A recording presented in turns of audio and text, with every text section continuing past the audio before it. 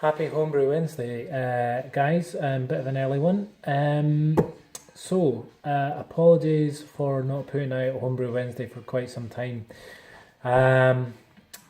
Combination of reasons for that. Work has been exceptionally busy. I've also had a number of sort of social events that I've had to commit to, and also got a 4-year-old and a 6.5-month-old. So life just tends to get in its way.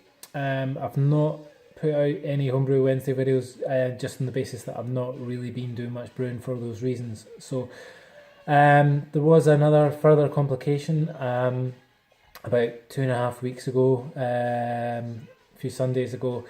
I woke up one morning and I literally could not get out of bed. I was, don't use this term lightly, I was literally crippled. I do have a degenerative disc condition, so and every now and again I do sort of have a flare up, but it's not been this bad since I've been diagnosed with the condition 9 years ago. So the last 2.5 weeks has really been a struggle, and I've been in a lot of pain. I've been on an absolute cocktail of drugs, diazepam, dihydrocodone, naproxen, ibuprofen, and literally for the last week and a half I've been feeling like a zombie, tired, dizzy, just really generally high and a bit out of it. Still been working. Probably shouldn't really have been driving, but didn't really have much of a choice. And I've still been in a lot of pain, even despite being on that medication. So I'll spare you the details. I guess as with home brewing, I decided to experiment today in the sense that my diazepam ran out. My dihydrocodone and naproxen was still making me feel really, really terrible. So I dropped the dihydrocodone today, and I've managed to cope with naproxen and paracetamol only. So I've been doing a lot of core stability physio exercises, and although it's very painful doing it, I've been sort of fighting through the pain to try and become more mobile. So come even as soon as 3 days ago, I probably couldn't stand like this as I am to you right now. So touch wood, when it comes to back pain and back conditions, for anyone, you guys or girls out there that have ever had it, it's really not nice, and you tend not to have a speedy recovery. So touch wood. Maybe a bit slightly scared in saying this, but I really would like to think I'm over the worst of it. I'm still in quite a bit of discomfort, but it's not as nearly as bad as it was. Another reason for dropping the dihydrocodone, other than the way it was making me feel, was that I've really missed having a drink. I really have. It hasn't actually really been on my mind with the amount of pain that I've been in, but and obviously I've been so debilitated and lack of mobility that I've really not been able to do any brewing or lifting or anything to that effect. That's another reason why I've not really put out an update. So I've been dying to get into these 2 beers. I'm gonna please keep tuned or watch my next video. I will review these separately. I brewed these a number of weeks ago. I'll tell you all the details in the side-by-side taste testing I'm going to do. Steve Young's recently reviewed it, so glad he enjoyed it. It's the first time he's had New England IPA. And quick shout out to Hapless again for purchasing the Brew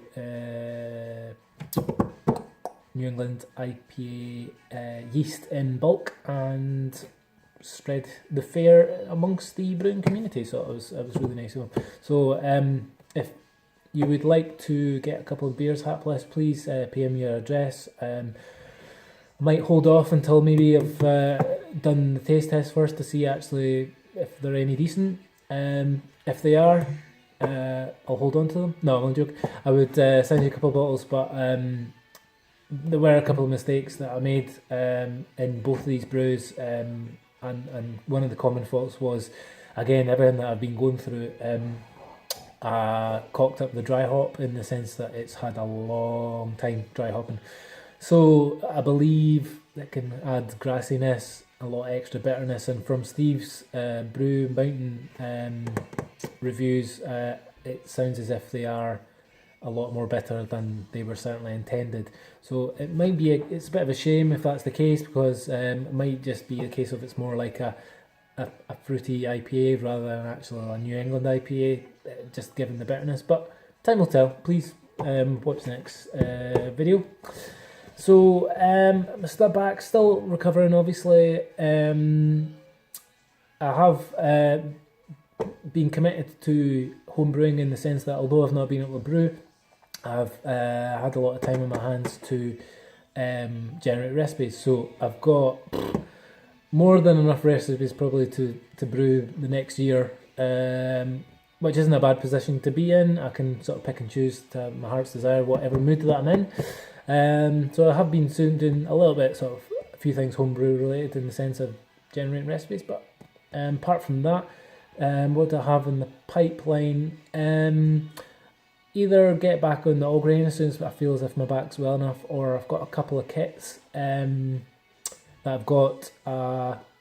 There's some kind of IPA kit from one of the festival beer kits that I've had for a few months. I should really stick that on quite soon.